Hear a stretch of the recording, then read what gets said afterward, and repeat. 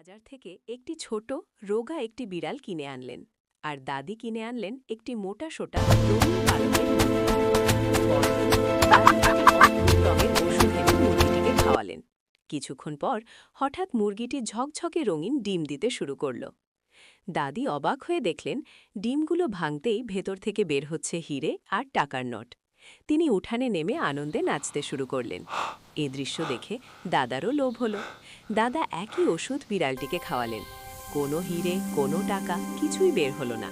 দাদা রেগে গিয়ে বিড়ালটিকে বাড়ি থেকে বের করে দিলেন।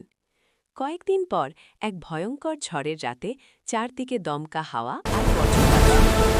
তারপর সেই বিড়ালটি এসে দাদা আর দাদির প্রাণ বাঁচালো। কিন্তু বিড়ালটি কান্না করতে করতে বলল, আমি তো শুধু একটু ভালোবাসা চেয়েছিলাম, কিন্তু কেউ আমার ভিডিওতে লাইক বা সাবস্ক্রাইব করল না।